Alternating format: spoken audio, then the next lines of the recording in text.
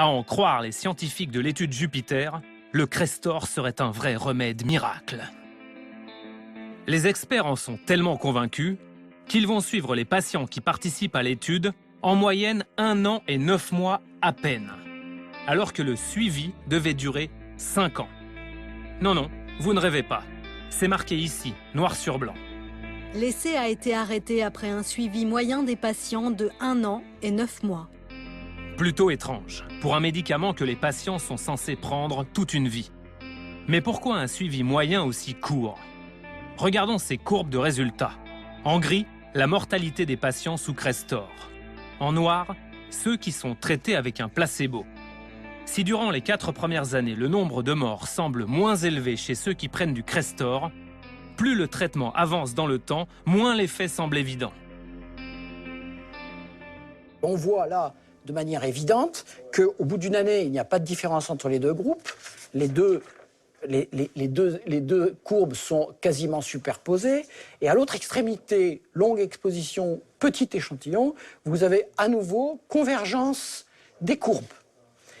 Et donc, pas de différence significative probablement à ce niveau-là aussi. Et donc la première chose que vous vous dites, il ne faut surtout pas arrêter l'étude, il faut la continuer pour avoir plus de données et savoir qu'est-ce qui se passe avec une durée d'exposition plus longue et un échantillon plus long. C'est évidemment ce qu'ils ont évité de faire. Ils ont arrêté, à mon avis, dans la précipitation parce qu'ils ont senti que les choses commençaient à mal tourner. Vous n'êtes pas sûr d'avoir bien compris? On va vous l'expliquer autrement. Prenons une course de chevaux. Imaginez que le jockey en violet, là, représente le groupe de patients sous Crestor. Et celui en gris, le groupe sous placebo. Imaginez que dans un premier temps, le cheval Crestor fasse la course en tête. Et bim! On arrête l'étude. Eh bien évidemment, qui c'est qui gagne? C'est le Crestor. Sauf que si on poursuit l'étude, pas sûr que le résultat soit le même.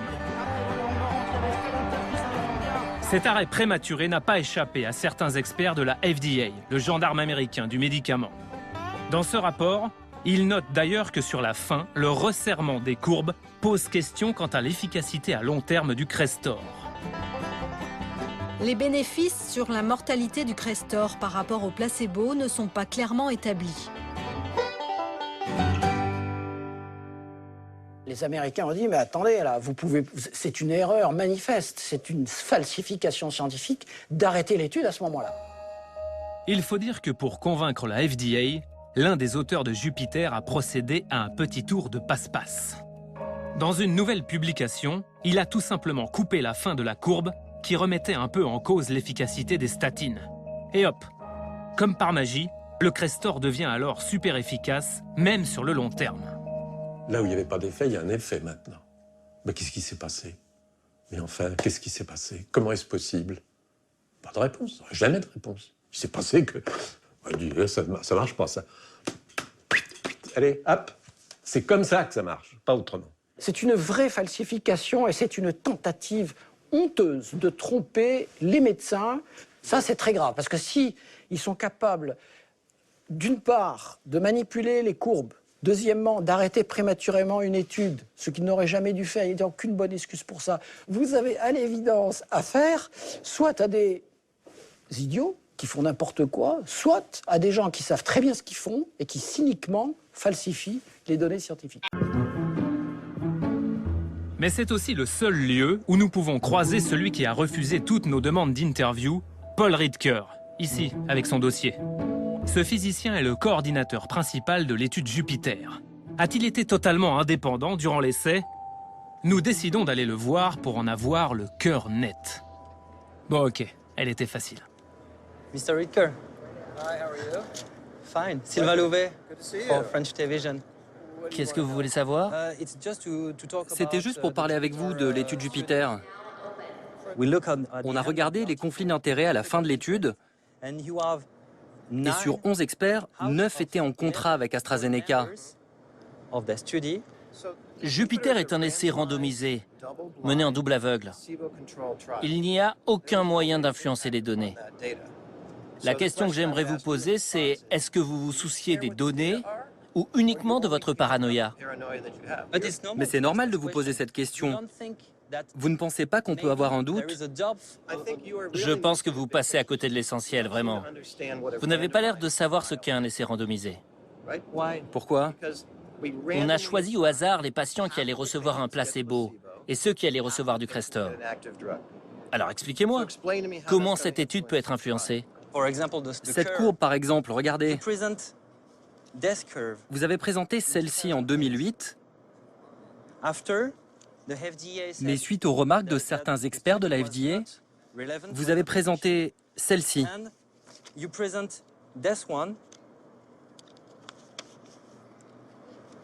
C'est un peu différent, non? Allez-y, dites-moi où est la différence. Bah ici. Là, ça converge et là, ça diverge. C'est vraiment pas le problème.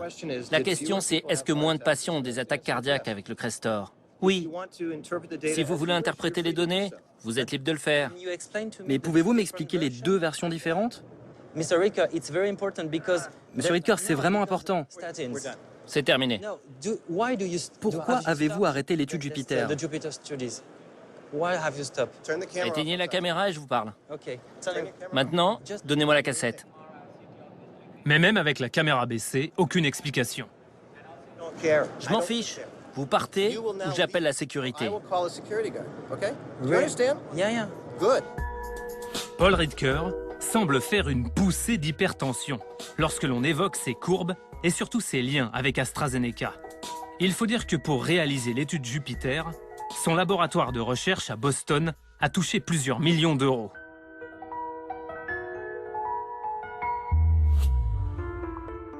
À l'en croire, AstraZeneca n'aurait en rien influencé l'essai Jupiter. C'est pourtant la firme elle-même qui a collecté et fourni toutes les données à l'expert. C'est écrit dans l'étude Jupiter. L'essai a été financé par AstraZeneca.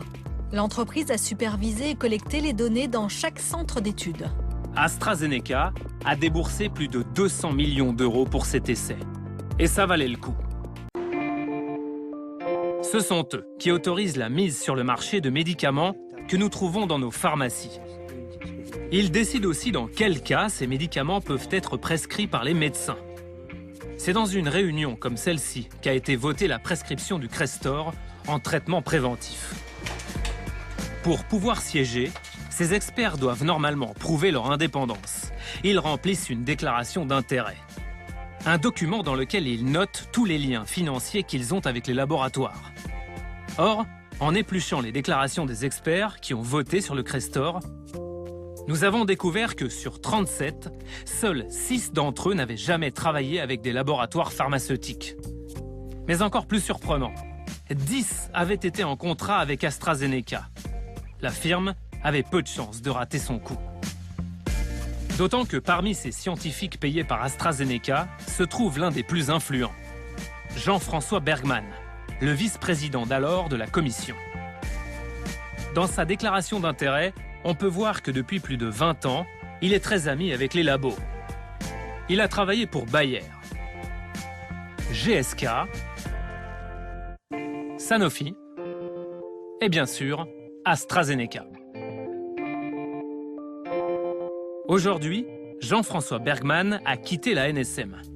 Nous voulons savoir s'il s'est posé un cas de conscience au moment du vote. Bonjour monsieur. Bonjour. Enchanté. Ok, clap, interview, monsieur Bergmann. Première, vous avez été vice-président de la commission d'autorisation de mise sur le marché pendant 11 ans, donc de 2001 à 2012, c'est bien ça, hein, pendant 11 ans. Alors écoutez, on a regardé votre déclaration d'intérêt, c'est très intéressant. Donc je regarde, donc on voit ici Bayer, Sanofi Aventis, AstraZeneca, GSK, AstraZeneca.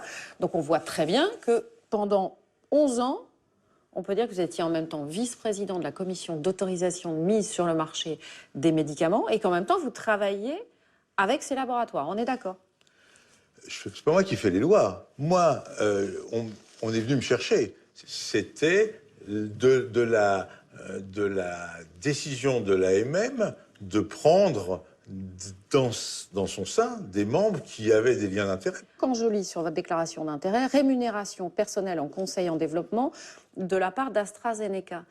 Précisément, rémunération personnelle de combien?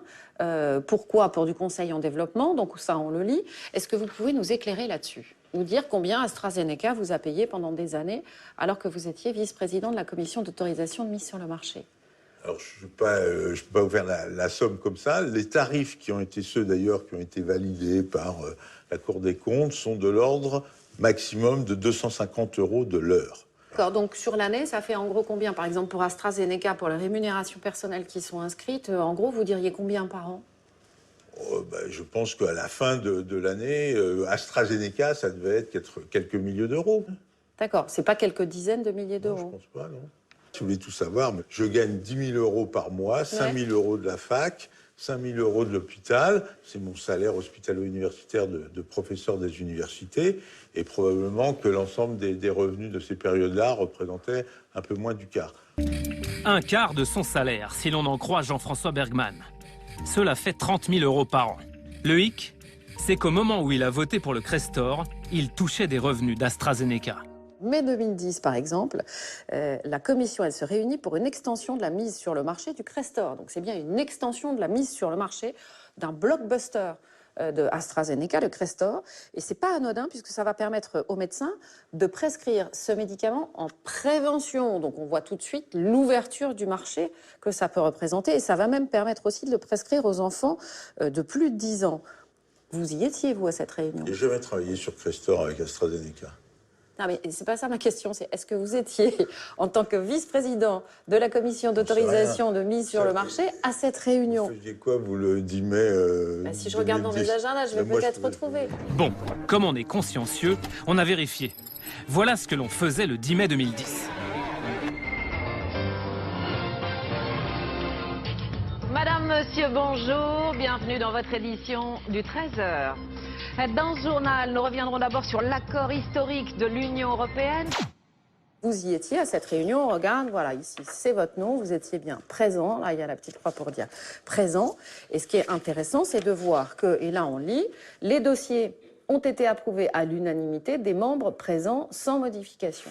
La réglementation, depuis 2005, elle est clairement écrite. L'Agence de sécurité du médicament dit clairement que si l'implication des membres est importante, notamment avec des rémunérations personnelles, ce qui est votre cas, donc, ce médecin ne doit pas prendre part au vote. Il m'est arrivé, assez peu d'ailleurs, mais il m'est arrivé de sortir de la salle quand il y avait... Ce jour-là, vous n'êtes pas sorti. Ce jour-là, je n'étais pas sorti parce que, encore une fois, ce n'est pas à moi de faire l'application de la gestion des liens d'intérêt, c'était la mission de la SNCM. D'autre part, parce que je n'ai aucune compétence sur le Crestor. Mais donc, très ça veut franchement... dire que vous restez pour donner votre avis sur un dossier auquel vous ne connaissez rien pour un laboratoire avec lequel vous travaillez. Pourquoi à un moment vous ne vous dites pas je travaille avec ce laboratoire, donc comme il est écrit dans la réglementation, je sors de cette salle. C'est tout. Comme je travaille aussi, comme vous l'avez dit, avec Sanofi, avec GSK, si je ne peux pas assister aux discussions concernant les produits de la firme et les concurrents des produits de la firme, je passe mon temps dans le couloir. Les liens de Jean-François Bergman avec les firmes ne se résument pas à quelques contrats, ils sont aussi affectifs. Lorsqu'il était médecin, à l'hôpital Lariboisière, il a partagé son bureau avec un certain Robert Dahan. Un médecin qui deviendra en 2001 le PDG d'AstraZeneca France. Les deux hommes scelleront leur amitié quelques années plus tard en montant ensemble une société de conseil pour les laboratoires pharmaceutiques. Puisqu'on reparle d'AstraZeneca, est-ce que vous connaissez Robert Dahan? Oui. Je crois que vous connaissez très bien. Oui. Comment vous le qualifiez par rapport à vous? C'est un ami à moi. Ouais. Parce que Robert Dahan, il a été patron d'AstraZeneca pendant 8 ans. Oui. AstraZeneca France. Oui. Oui, tout à fait. D'accord, donc on se dit que ça renforce les liens, obligatoirement, et que vous regardez les choses... C'est ça le vrai lien d'intérêt. Le vrai lien d'intérêt, c'est pas celui qu'on déclare parce qu'on a gagné 250 € de l'heure. Le vrai lien d'intérêt, c'est l'amour, c'est la haine, c'est les copains, c'est les ennemis, c'est ceux qu'on a dans le collimateur parce que si ou parce que ça. Et tout le problème, c'est que ça se déclare pas, ça. Ah, la haine, les copains, mais aussi l'amour. À l'époque des faits, la responsable de la formation médicale d'AstraZeneca était une certaine Christine Bergman, son épouse. Ce n'est pas nous qui le disons. C'est écrit dans la déclaration d'intérêt de l'expert.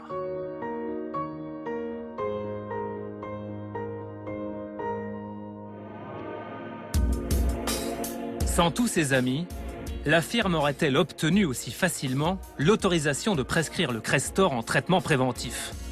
Un marché de plus de 1 milliard d'euros.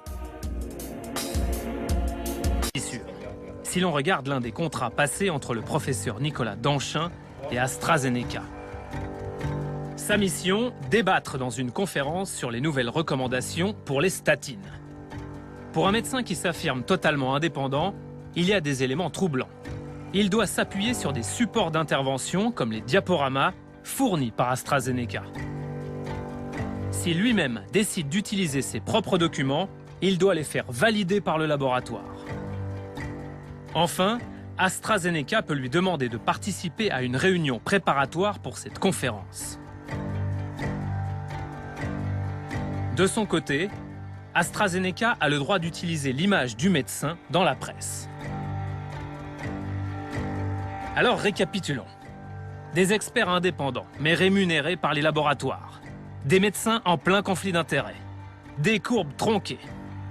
On ne sait pas vous, mais nous, on a le cœur gros de questions. Et le seul remède, c'est une interview avec AstraZeneca qui finit par accepter notre demande. Un jour de canicule, nous avons rendez-vous avec le directeur médical France, le docteur Mikhaël Lukasiewicz. On se met ici, c'est ça?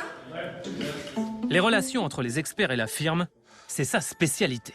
Votre laboratoire a donné à ces médecins que vous invitez régulièrement dans des congrès plus de 7 millions d'euros en France, rien qu'en France. 7 millions d'euros. C'est beaucoup. Alors, je vous montre le document. On regarde. Voilà, ici, AstraZeneca, 7,39 millions d'euros. Voilà.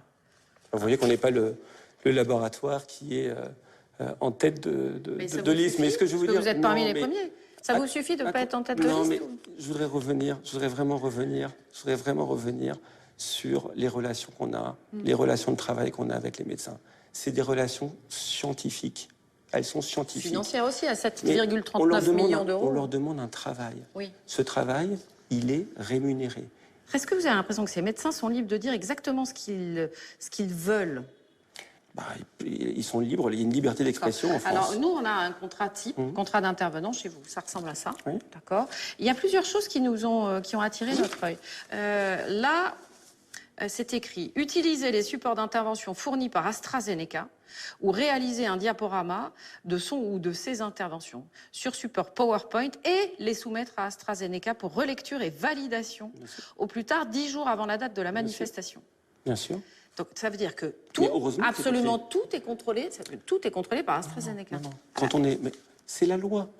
C'est la loi. La loi, elle ne vous oblige pas à utiliser les supports d'intervention fournis par AstraZeneca ou réaliser un diaporama de son ou de ses interventions sur son support et les soumettre à AstraZeneca pour relecture et validation. La loi, elle ne vous oblige pas à ça. Elle ne vous oblige pas à tout contrôler. Bien sûr. Tout ce qui est... Mais non. Mais bien sûr, tout ce qui est dans un colloque scientifique qui est sponsorisé par un laboratoire doit obéir à certaines règles. La loi, elle ne vous impose pas de leur donner clé en main des diaporamas. Ça, c'est pas écrit dans la loi. C'est pas vrai, c'est pas écrit dans la loi. C'est donc notre responsabilité légale, et c'est la loi française qui nous impose ces systèmes de contrôle. Cette loi, que le labo tient tant à respecter, est un texte qui régit la publicité des médicaments à destination des professionnels de santé. Au moins, c'est clair. Quand un médecin sous contrat avec AstraZeneca intervient dans un colloque sponsorisé, c'est de la pub. Allez, on y retourne. On a encore plein d'autres questions à propos de l'étude Jupiter. On a continué notre enquête et puis alors en haut, on a découvert que sur les 11 scientifiques chargés de piloter cet essai clinique, donc là, pour le coup, on est dans les experts, là.